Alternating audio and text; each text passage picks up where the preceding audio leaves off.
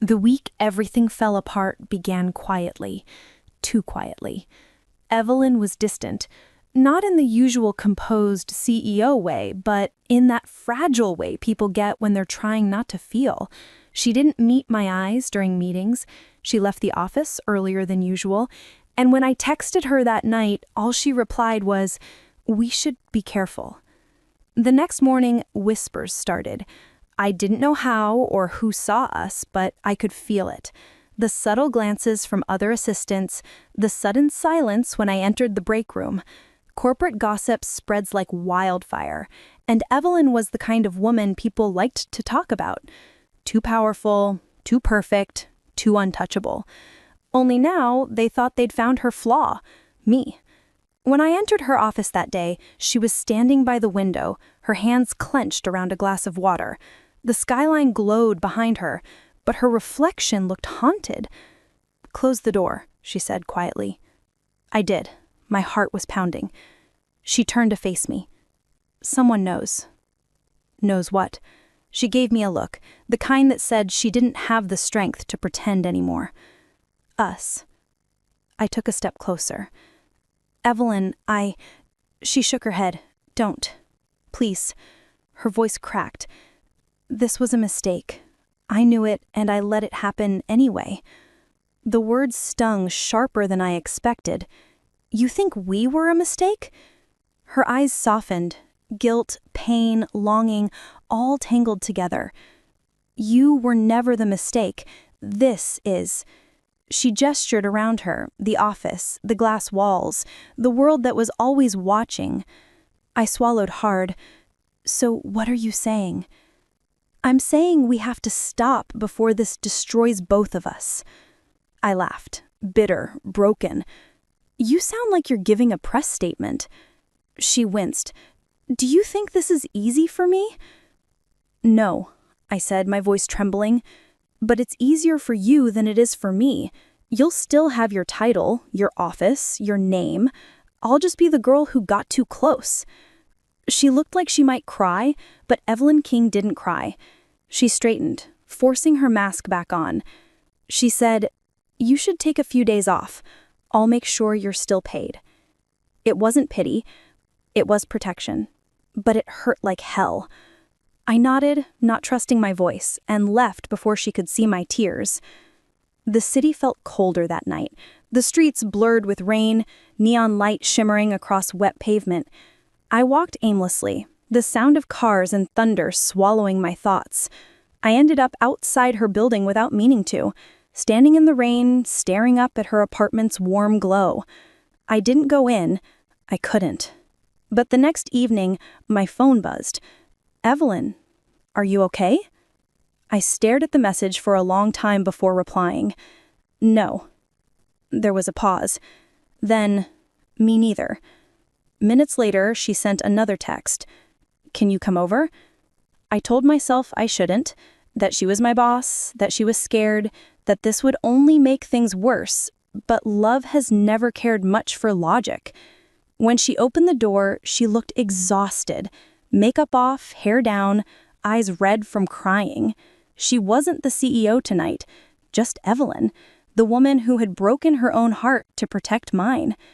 Without a word, she reached for me. The kiss was different this time, softer, desperate, like she knew it was both a beginning and an ending. She led me inside, holding on to me like she was afraid I'd disappear. When our foreheads touched, she whispered, "I tried to stay away." "I know," I said, my voice barely a breath. Her fingers traced my cheek, trembling. "But I can't. I think about you all the time. When you laugh, when you walk away from my office, it's like you filled every space in my life and I don't know how to make room for anything else." Tears slipped down my face before I could stop them. "Then don't make room. Just let it be." Evelyn smiled sadly. "You make it sound so easy. Maybe it is if we stop pretending it's not." We stayed that way for a long time. No words, just quiet breathing, the soft hum of the rain against the windows. And for one fragile night, everything felt right again. But the world outside didn't stop. The next morning, I woke up in her bed to the sound of her phone ringing endlessly. She was standing by the window, her robe clutched around her. When she turned, her expression told me everything. "They know," she whispered. My stomach dropped. "Who?" "The board. Someone sent photos." I felt the blood drain from my face. What are they going to do? "They want my resignation. And yours." I got out of bed slowly, the world spinning. "Evelyn." She turned away. "They said it's inappropriate conduct. They want to protect the company's image." I walked to her, took her hands, made her look at me. "You don't have to give up everything for me." Her eyes met mine, full of tears, full of love. "I already did, Lily, the moment I fell for you." She kissed me one last time, slow, steady, full of everything we'd never said out loud. Then she whispered, "I'll fix this." She went into the board meeting that afternoon wearing the same calm, graceful expression she always did. I waited outside, pacing, until she finally emerged hours later. She didn't look defeated, just free. "She resigned," she said quietly. I couldn't breathe. "Evelyn." "She should have done it sooner. I built this company from nothing, but it's not my life. You are." The words hit like sunlight after endless rain. I wanted to tell her how much that meant, how terrified I was, how in love I'd become, but all I could do was hold her as the weight of everything we'd lost and everything we'd found settled around us. That night, we stood on the rooftop, watching the city lights below us. "Do you regret it?" I asked. Evelyn turned to me, eyes soft, lips curved in a faint, tired smile. "Not for a second." I leaned my head on her shoulder. The city hummed beneath us, loud, chaotic, alive. For the first time in months, she wasn't the CEO and I wasn't her assistant. We were just two people who'd fought too hard to keep something that felt like home. And as the wind wrapped around us, she whispered, "I don't know what happens next." "Then we'll find out," I said, lacing my fingers with hers. She smiled. "Together? Always." The world didn't forget. They never do. 2 days after Evelyn's resignation, the story hit every major business outlet in New York. CEO resigns amid office affair allegations. King & Co scandal. Love or betrayal? They used words like inappropriate, reckless, unprofessional. Not love. Never love. For a week, I couldn't leave the apartment. The press waited outside her building, the flashes blinding whenever we dared step near the window. Evelyn told me not to read the comments, but I did. I wanted to see how cruel people could be when they thought you couldn't hear them. She threw her career away for a fling. She's probably half her age. She used that girl. They both knew what they were doing. Every sentence felt like a bruise. Evelyn didn't flinch, though. Not once. She'd wake up early, make coffee, read the paper, and act like the world hadn't just burned her name into scandal. But I could tell, in the quiet moments when she thought I was asleep, she'd sit by the window and stare out, eyes distant, like she was trying to remember who she was before all of this. One night I joined her. No words, just silence and city lights. Then she said softly, "I built a company for 10 years, and it took one headline to erase me." I turned to her. "They didn't erase you, Evelyn. They just don't know you." She smiled faintly. "You always make it sound simple." "Maybe it is. You taught me how to be strong. Now let me remind you." She looked at me for a long time, really looked at me. And then for the first time in weeks, she laughed. It wasn't the polished, public laugh she used in boardrooms. It was real, soft, human. That was the moment I knew she'd survive this. We both would. We decided to leave the city, just for a while. A small coastal town in Maine, quiet streets, gray-blue sea, the kind of place where no one cared who we were. Evelyn rented a cottage overlooking the water. The first morning, she made pancakes and burned half of them, laughing when I teased her about being a retired CEO. The air was cold, the wind sharp with salt, but for the first time, I saw her breathe. We'd walk by the shore in the evenings, our hands brushing, but never quite touching until one of us gave in. Sometimes she'd talk about her old life, the endless meetings, the loneliness, the pressure to be perfect. Other times, she'd fall silent and I'd let her. Love doesn't always need words. One night, sitting by the fire, she turned to me and said, "Do you ever wish things were different?" I thought for a long time. If they were different, maybe I wouldn't have met you. She smiled, that small, quiet smile that always made my chest ache. You always know what to say. I just say what I feel, I whispered. Her hand found mine, fingers lacing together. Then say this, she said. Say we'll be okay. I met her eyes, tired, beautiful, full of fight. We'll be okay. And I meant it. Months passed.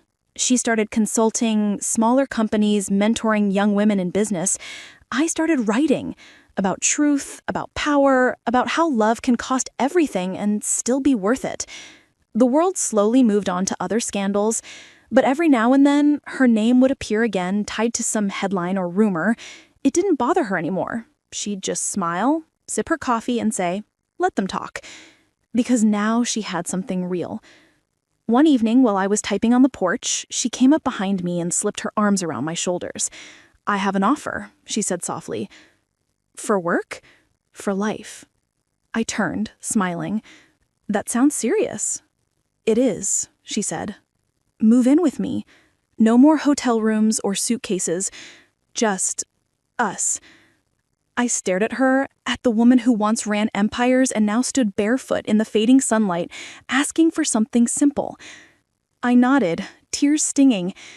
"Yes, of course, yes." She kissed me, slow, steady, full of everything we'd been fighting for. And for the first time since that first forbidden night in her office, I realized something. We didn't fall from grace. We fell into it. A year later, New York didn't look the same. Or maybe I didn't. The city was still loud, still endless. Cabs honking, people rushing, skyscrapers scraping the clouds. But somewhere between those glass towers, I found peace. Evelyn and I had been living quietly in Maine. A rhythm of coffee, sunrise walks, shared laughter, and late-night whispers. It felt like a dream we both built from the ashes of who we used to be. Then one morning, over breakfast, she said, "They've invited me to speak." I looked up from my mug. "Who?" "The Women in Business Summit, Manhattan." I blinked. "After everything?" She smiled faintly. "Maybe that's why. They want to hear how I survived it." I felt a mix of pride and fear. The world hadn't been kind to her before. Would it be any different now? She reached across the table, brushing my hand. "I'm ready, but I need you with me." My heart twisted. Always. We returned to New York in early October. The city greeted us with gold leaves, brisk air, and too many memories. The skyline shimmered in twilight, cold and beautiful like the life she once ruled. Our hotel overlooked Central Park. That night, Evelyn stood by the window, her reflection overlapping the lights outside. "You know," she said softly, "I used to think success meant being untouchable, but now I think it's being known." I walked up behind her, sliding my arms around her waist. "You're more than known, Evelyn. You're seen." She turned, kissed my forehead, and whispered, "Then let's be seen." The next morning, she stood backstage, composed, poised, breathtaking in a navy suit. Cameras flashed beyond the curtain, the low hum of chatter filling the auditorium. I sat in the front row, heart pounding. When she walked on stage, the crowd erupted. Not everyone clapped, but many did. Enough to remind her that redemption wasn't impossible. She spoke calmly, powerfully. "I lost everything the day I fell in love. And yet, I found myself. The world told me I couldn't be both a leader and a woman in love. They were wrong. Love doesn't make you weaker. It reminds you you're alive. Her voice didn't waver once. People listened, really listened. Some nodded, some wiped their eyes. I did too. When she finished, the applause was thunderous, not polite, not obligatory, real. And in that moment, I swear I saw the version of Evelyn she always wanted to be. Strong, vulnerable, unapologetic. After the event, we slipped out through the site exit to avoid the crowd. The sun had dipped low, turning the sky honey gold. She looked at me, smiling. "You proud of me?" "Always, but I was proud long before today." She laughed softly. "You and your words." "Hey," I teased, "they worked on you." Her laughter faded into something quieter, deeper. "They did more than that. They saved me." She reached up, cupping my face. "You made me believe love doesn't have to hide." I kissed her, there in the fading New York light, while the city roared around us. And for once, we didn't care who saw. Weeks later, the photo appeared online. Evelyn King, former CEO turned advocate, spotted with partner in New York. There were comments, of course, some cruel, some kind. But we didn't read them. We were too busy living. One night, back in our apartment, she asked, "Do you ever think about what might have happened if I hadn't kissed you that night?" I smiled. Every day. And every time I thank God you did. She leaned in, forehead to mine. "Then I guess it was worth everything." "It always was," I whispered. The city hummed outside, a lullaby of lights and noise. The same city that had once broken us, now wrapping us in its glow. Evelyn poured wine, curled beside me, and for a long, perfect moment, neither of us said a word. We didn't need to. Love had already spoken.